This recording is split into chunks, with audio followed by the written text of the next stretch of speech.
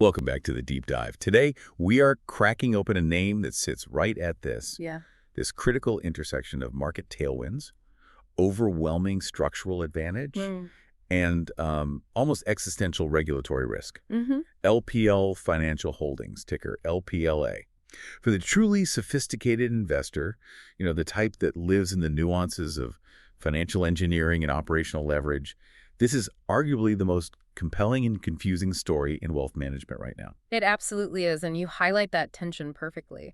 We're looking at a company that, as of late 2025, isn't just the largest player. No. It's the undisputed heavyweight champion of the independent broker-dealer space. I mean, Yeah. they're sitting on a staggering $2.3 trillion in total assets. 2.3 trillion. That number is just, it's hard to wrap your head around. It really is, and for perspective, if you think about it, that's more than half the annual GDP of Germany flowing through their platform. It's not a static number either. That figure represents a massive 45% year-over-year increase, driven largely by these just colossal recent M&A deals. Right. But LPL isn't just big anymore. It's transitioning. Mm-hmm. It's actively moving past being a simple aggregator, a collection point for advisors. Yeah. And it's becoming a truly vertically integrated wealth management ecosystem. Mm. And that complex transition is the single element that defines the investment thesis today. Exactly. And you have to balance two opposing gravitational forces here. On one side, you've got these immense structural advantages. The moat. The moat, the scale economies, the network effect, and the sheer power of their tolling model on secular growth. They effectively get a royalty on the entire shift to independent advice. Right. But on the other side... On the other side, you have very real, very significant near-term overhangs that are suppressing the stock's multiple right now. And those overhangs are heavy, too. We're talking about intense regulatory scrutiny over their historically high-margin cash sweep programs. Big one. The digestive risks of integrating massive acquisitions like Commonwealth and Atria, and of course the sudden, high-profile, and frankly shocking leadership transition with the firing of their CEO, Dan Arnold, less than a year ago. This creates a unique opportunity. Our mission for this deep dive really is to rigorously assess whether the market is fundamentally mispricing the durability of LPL's economic moat. Is the market just getting this wrong? That's the question. Is this stock, which is currently valued at a discount to its intrinsic earnings power and its highest quality peers, is it a compelling value arbitrage opportunity? We need to look beyond the noise. And the noise is deafening right now. I mean, if you look at the snapshot of Q3 2025, the underlying operational health is robust. That $2.3 trillion in assets is the headline, but the adjusted earnings per share of $5.20. A 25% year-over-year increase. It's fantastic, but it tells a very incomplete story. It does. You have to look past those adjusted numbers and realize that the GAAP earnings were actually a reported net loss of negative 37 cents per share. Which would scare off most retail investors immediately. Immediately. And it's entirely because of hundreds of millions in one-time acquisition costs. This is a recurring theme with LPL. It's a story of underlying, robust, and rapidly growing profitability. But that story is currently shrouded by M&A noise and that looming regulatory shadow. So, if you're a sophisticated investor, you have to be willing to filter out that noise and value the run rate earnings power. That's the whole game right here. Okay, so let's start with the foundation of the bull case. That moat. LPL's size isn't just about revenue or AUM anymore. It's a strategic barrier to entry that has, I think, fundamentally changed the competitive dynamic of the entire industry. Right. I love the analogy that LPL has evolved past being the Walmart of wealth, the low-cost leader. Yeah, that was the old view. To becoming an actual infrastructure utility for the entire independent wealth management industry. That analogy is perfect because it emphasizes the essential, almost quasi-fixed nature of what they offer. They're a true two-sided platform. Explain that. Well, on one side, they provide the essential nuts and bolts custody, clearing, compliance, tech to over 32,000 financial advisors. Anyway. On the other side, they offer product manufacturers like mutual fund companies access to this massive distribution network. This scale creates a self-reinforcing, almost inescapable network effect. And this structural advantage is really rooted in something every business fears. Yeah. Regulation and compliance. But here, The regulatory burden actually becomes LPL's competitive weapon, which is fascinating. It's so counterintuitive, but it's absolutely true. Think of regulatory complexity, the SEC and FINRA rules, cybersecurity, data privacy. It's like a massive, unavoidable fixed cost. It's a regressive tax on the industry. Right, so the cost of complying is the same for everyone, big or small. Exactly. The cost of complying with the exact same set of rules is disproportionately higher on a per-advisor basis for a smaller, independent broker-dealer that might only have, say, 500 advisors. So that small firm has to build an entire legal and compliance department just to cover 500 people. Precisely. LPL, by contrast, can amortize those massive non-negotiable fixed costs across 32,000 plus advisors. This differential cost structure is literally driving industry consolidation. Small IBDs can't sustainably operate anymore. So LPL becomes the natural, almost unavoidable gravitational center for those firms to merge into or sell to. It feeds that gravitational pull. Yeah. And they can offer superior economics. They can sustain payout ratios of 90% or higher, which wirehouses, trapped by their own structural rigidities, simply can't match. They're stuck in the 35 to 50% range. That payout differential is the core recruiting force that pulls advisors away from a Merrill or a Morgan Stanley, but the technological moat is rapidly widening. I'd argue it's becoming even more powerful. We have numbers on that. We do. LPL allocated $364 million to core G&A in Q4 2023 alone. A huge portion of that goes toward funding proprietary systems like ClientWorks, improving cybersecurity, and integrating new AI tools. Okay, let's put that $364 million into perspective for our listeners. If you are a mid-size IBD managing $50 billion in assets, you might generate, generously, $150 to $200 million in annual revenue. Right.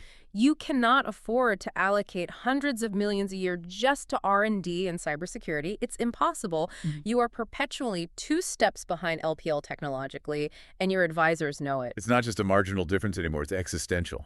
It is. It forces advisors and entire firms to seek refuge under LPL's massive cost-advantaged umbrella because they get enterprise-grade tech they couldn't possibly afford on their own. And this vertical integration extends all the way to the balance sheet, which is why LPL's self-clearing status is so important. It's often overlooked, but it's a huge source of advantage. It's a critical and often unappreciated driver of profitability. Because LPL is self-clearing, they own the entire value chain. They capture the full economics of every single transaction. The trading fees, the underwriting. And, most importantly, the full value of the cash flow. That's spread on client cash balances. Non-self-clearing peers have to split that revenue with custodians like Fidelity or Pershing. LPL keeps it all. Which drives that exceptional 38% pre-tax margin we'll get into. It does, and it gives them total control over the advisor experience, end-to-end, which is a key part of the stickiness factor. I think the most compelling external validation of this whole-scale thesis is the recent move by Morningstar.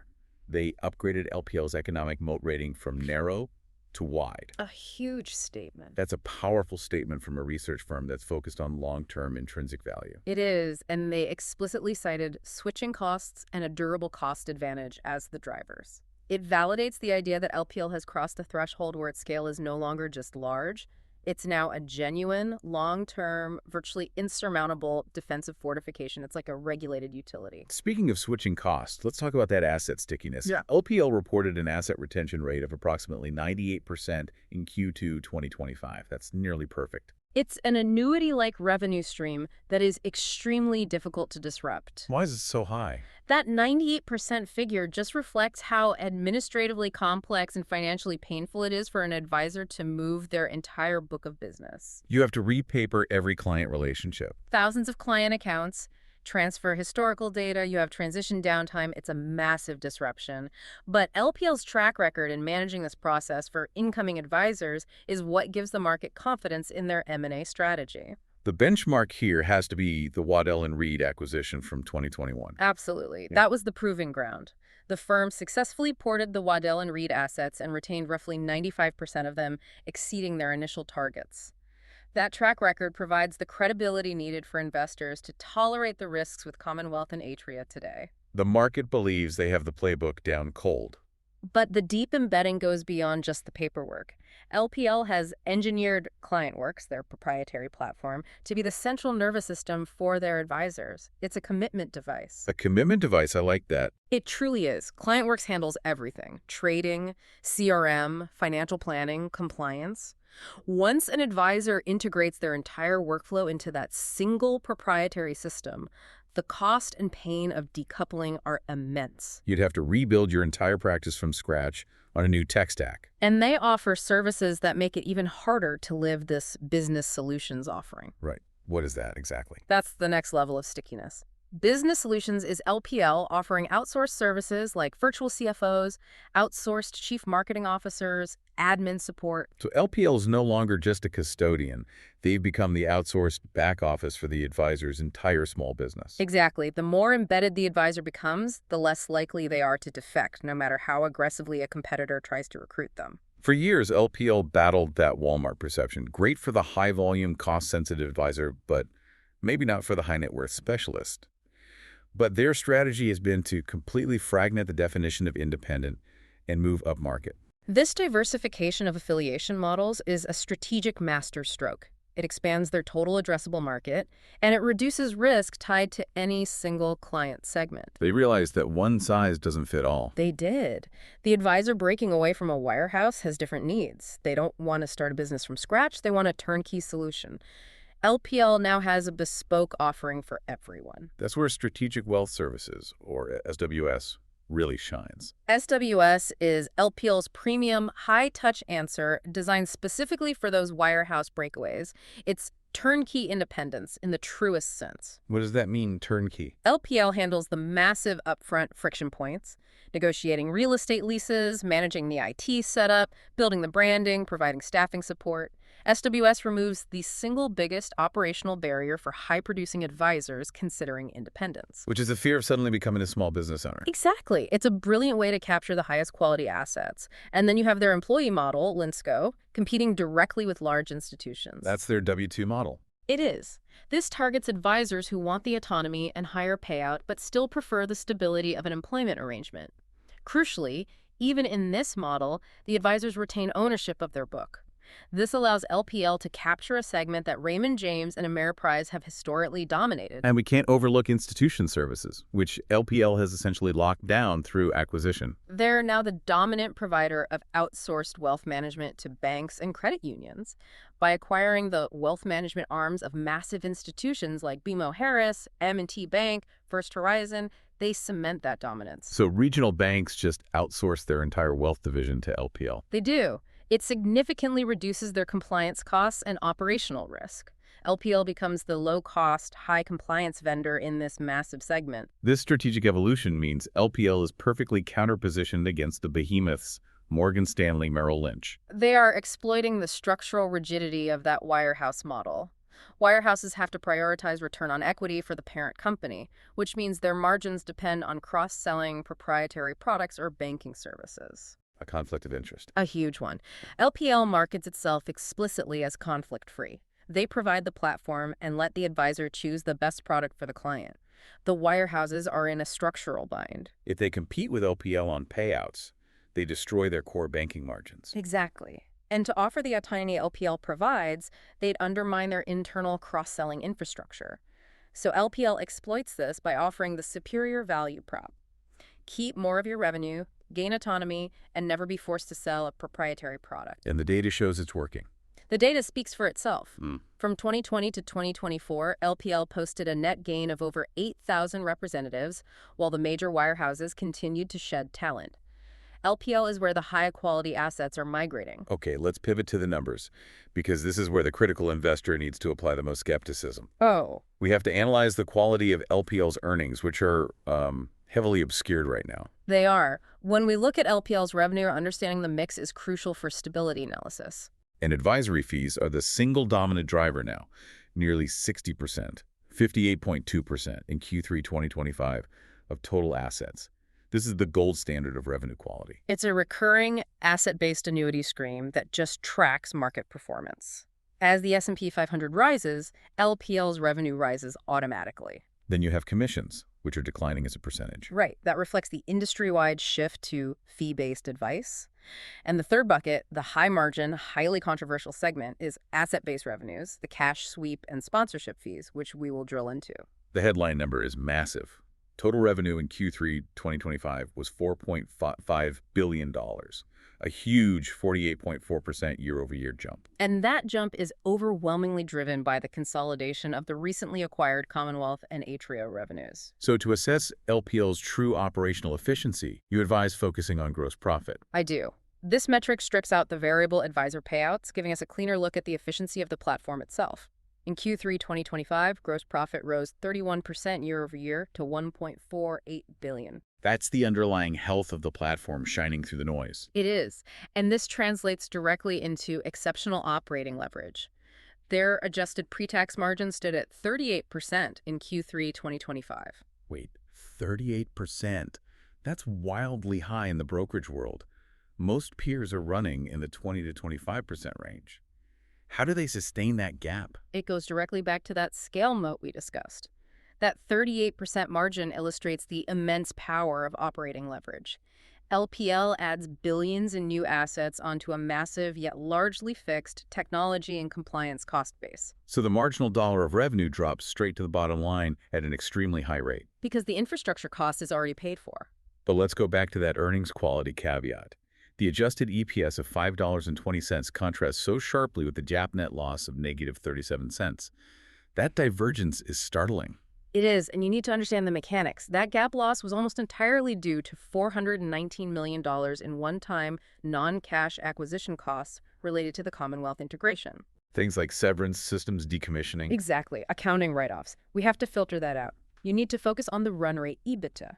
Management has guided that the Commonwealth deal alone is expected to add $425 million in run rate EBITDA once fully integrated. So the underlying durable earnings power is significantly higher than the reported figures suggest. Way higher. You're valuing LPL on the promise of future synergy capture, not present reported profits. And that elevates the importance of the M&A engine. Right.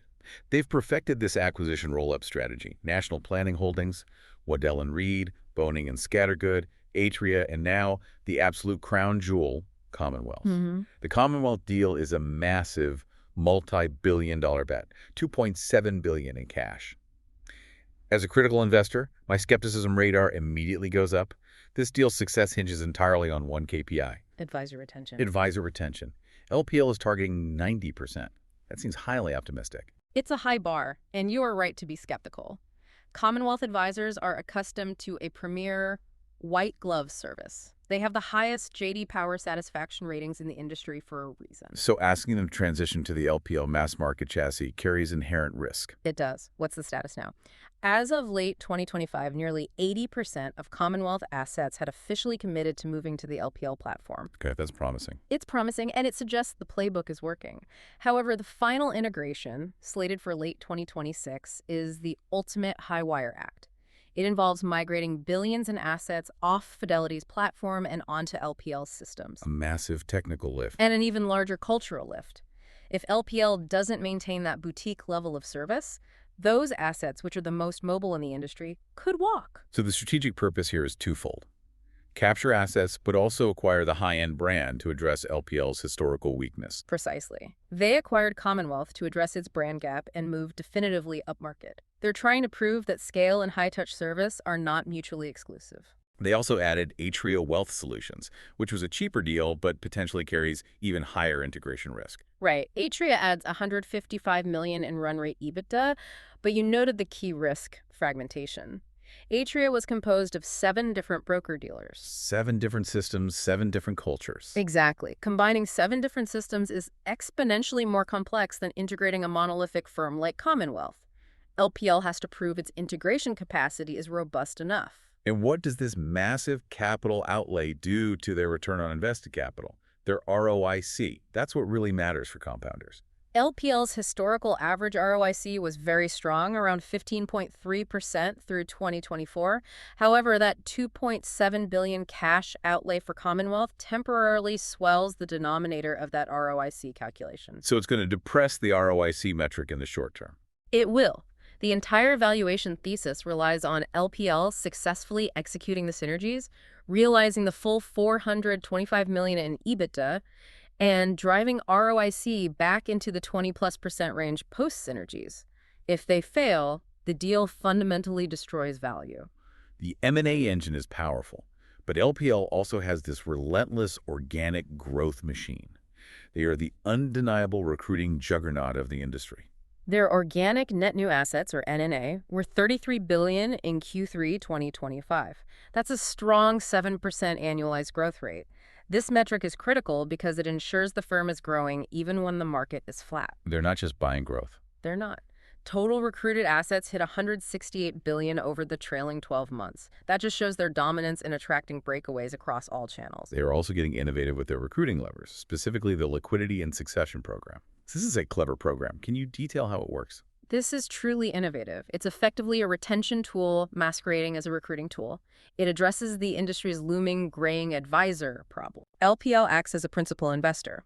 They buy practices directly from retiring advisors. They step in, pay the advisor fair market value for their book, and then assign that book to an up-and-coming LPL advisor. So instead of an aging advisor selling their practice to a rival platform, LPL secures those assets in perpetuity. Exactly. It solves a massive potential attrition problem, and it simultaneously creates a new revenue stream for LPL by charging management fees on the acquired practices. They put $30 million into this program in Q3 2025 alone. It's a genius way to secure asset stickiness across generations. It is. And to keep that near-term recruitment going, we see aggressive investment in transition assistance, the forgivable loans. A 57% increase in 2024. A massive increase. It signals intense recruiting efforts and a clear willingness to pay significant upfront cash to secure the long-term annuity of those assets. LPL views this not as an expense, but as a high-conviction investment. They're paying up for future scale today. That's it, exactly. Now we have to address the single largest bear case against LPL, the cash sweep controversy. For the critical investor, this is the highest impact variable affecting the stock's valuation multiple. It directly targets their highest margin revenue stream. So explain the mechanism. It's a structural quirk of the brokerage industry, and it became an absolute bonanza in the high-rate environment of 2024-2025. When a client has uninvested cash, LPL automatically sweeps it into low-yielding bank deposit accounts. Okay. LPL, due to its massive scale, negotiates a high rate from the banks, say 3 to 5%, and only pays the client a nominal rate, maybe 0.35%. LPL keeps the spread, and when rates spiked, that spread became pure, high-octane profit. Absolutely. This segment accounted for over 30% of LPL's gross profit during this period. With client cash balances around $56 billion, even a small spread generates hundreds of millions in high-margin revenue. What's LPL's defense?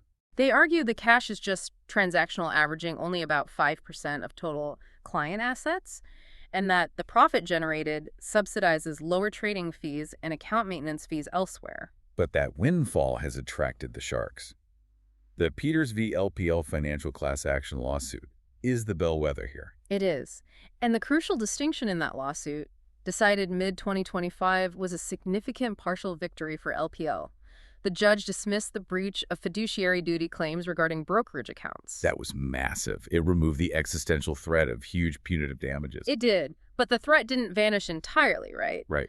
The judge allowed the unjust enrichment claim to proceed. This means LPL is still liable for potentially overcharging clients by keeping too much of the spread, even if they weren't strictly breaking their fiduciary duty. And the regulatory shadow remains. Yeah. The SEC has cracked down on peers like Wells Fargo and Morgan Stanley for similar disclosure issues. So that uncertainty is the primary reason the stock's valuation multiple remains suppressed relative to Schwab. For the critical investor, let's move past the headlines and quantify the worst-case financial impact.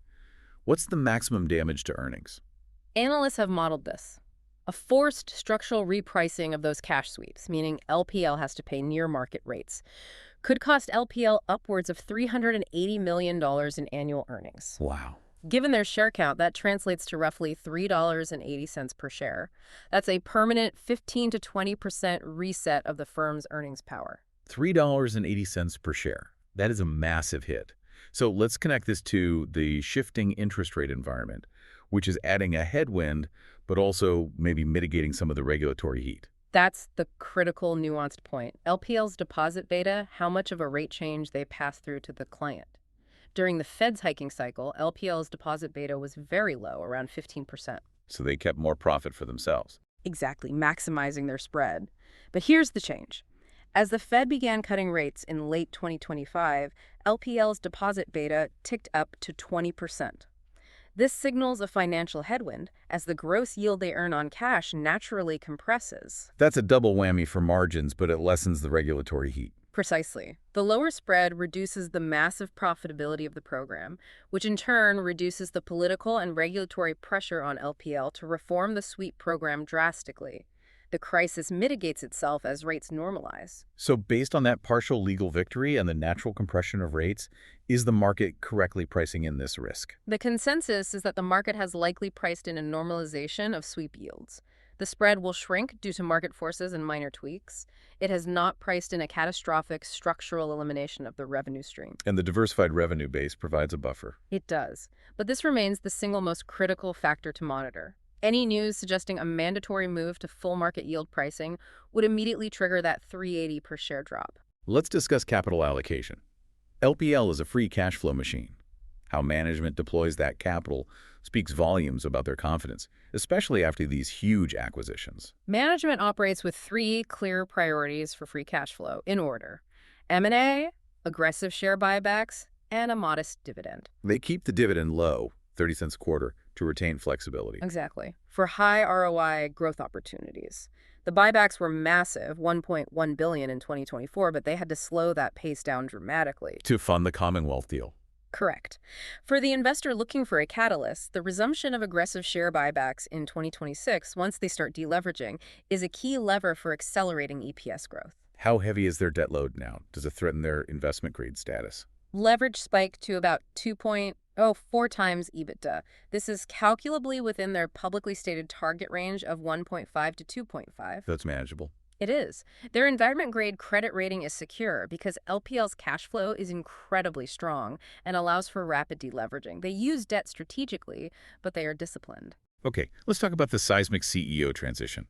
The sudden firing of Dan Arnold in October 2024 for violating LPL's commitment to a respectful workplace was a true shock to the street. It raised immediate, understandable questions about stability and culture, especially at a time when they were embarking on their most complex integration ever. But you'd argue this is a positive, a high-profile firing. I would.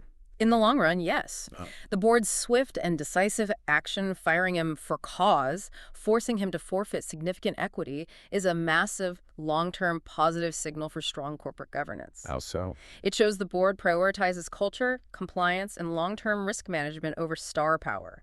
It mitigates key man risk, proving the platform is larger than any single individual. Cultural integrity is not negotiable. The board acted swiftly, appointing Rich Steinmeier, formerly the Chief Growth Officer. Which signals strategic continuity. His focus is on the engine that drives the business, recruiting and asset gathering. His compensation structure is also important. His target comp is around $12 million, significantly less than Arnold's. And it's heavily weighted towards stock performance. It's a classic prove-it contract that aligns his incentives closely with shareholder returns over a multi-year time horizon. His core task, though, is ensuring that Commonwealth integration succeeds fully. His success hinges on executing that technical lift while simultaneously preserving its premium, high-touch boutique culture. If they fail to integrate the culture and treat Commonwealth advisors like just another number, they risk mass advisor attrition and the destruction of the deal's value. Exactly. Steinmeier must manage the integration of systems without destroying the integration of culture. Okay, let's pull the valuation levers and synthesize the thesis. We have a growing, scaled, cash-generating platform trading at a discount, but with known quantifiable risks. When we look at LPLA, it's currently trading at a forward PE of about 16.6 times. And we use the forward PE because the trailing PE of 34 is just heavily distorted by those one-time acquisition costs. How does that 16.6 compare to the competitive set? This is where the arbitrage opportunity is usually found. Compared to its key rivals, LPL is priced right in the middle, but likely undervalued. Charles Schwab typically trades higher, around 20 to 22 times PE. They get a premium for their bank and retail brand. They do.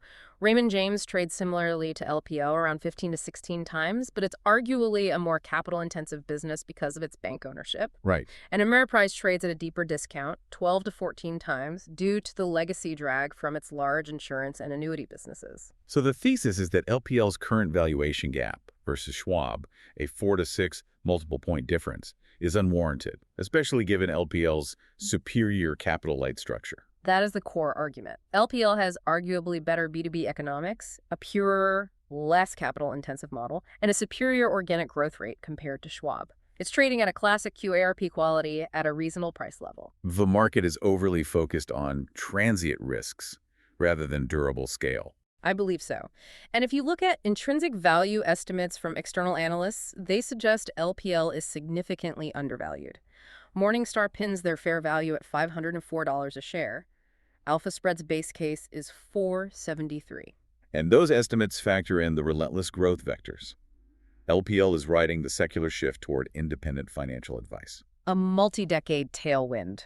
LPL projects that the total addressable market will grow from about $23 trillion today to a staggering $38 trillion by 2027. Driven by aging baby boomers needing complex financial planning. Exactly. LPL is the infrastructure utility best positioned to capture a disproportionate share of that $15 trillion expansion.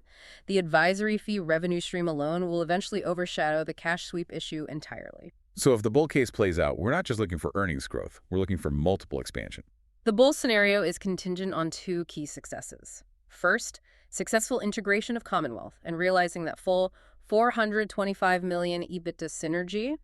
Second, a benign resolution to the cash sweep litigation. What's the outcome if that happens? If both hit, LPL's earnings power jumps significantly in 2027. The market relaxes, recognizes the durable scale and high ROIC, and the stock could easily re-rate from its current 16.6 to 18 or even 20 times PE.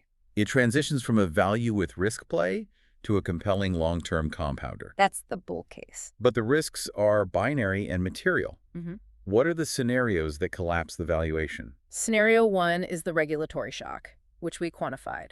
If legislation forces LPL to pay market rates on all client cash, that $3.80 per share earnings hit sends the stock plunging 20 to 30%. Scenario 2 is operational integration failure. Right. If Commonwealth retention drops below 80%, if those advisors used to the white glove service defect, the deal becomes value destructive, ROIC is not met, and management credibility is compromised. And finally, the systematic risk. LPL remains high beta to the market.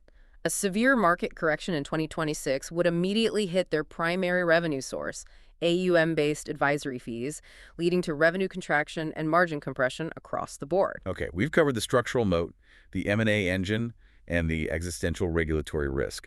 Time for the final synthesis for our critical investor. LPL Financial is not just a company. It is the essential infrastructure backbone of the secular shift toward independent financial advice in the U.S. The scale they possess is now insurmountable. So the current volatility presents an attractive entry point. It does. You're essentially buying a royalty on the entire future of the U.S. wealth management industry, provided you're comfortable managing the idiosyncratic risks. Our recommendation remains high conviction buy for the long-term capital allocator who can filter Jap noise. But what is the single most critical operational monitoring point our listeners need to watch? Place the highest scrutiny on the Commonwealth advisor retention rate. This is the non-negotiable metric. Watch the monthly asset flow reports closely. If that retention rate drops below 85%, it signals the cultural integration is failing and the deal economics are severely compromised. That's the true KPI. And here's a final provocative thought to leave you with. The largest, most complex integration test LPL has ever faced isn't technical, it's cultural. LPL is attempting to acquire the premium white-glove boutique culture of Commonwealth and marry it to its high-efficiency, low-cost chassis. This is the ultimate test of their scale. If they succeed, if Rich Steinmeier can preserve that premium advisor experience while migrating to the standardized LPL systems, they fundamentally change the competitive landscape. They prove scale can successfully acquire high-end culture. And if they fail? If they fail, they confirm the old industry adage that the true relationship-driven advisor experience cannot simply be bought and bolted onto a discount platform, and the Commonwealth assets will remain mobile. That cultural arbitrage is the true risk-reward calculation here. Thank you for joining us for this deep dive. We'll see you next time.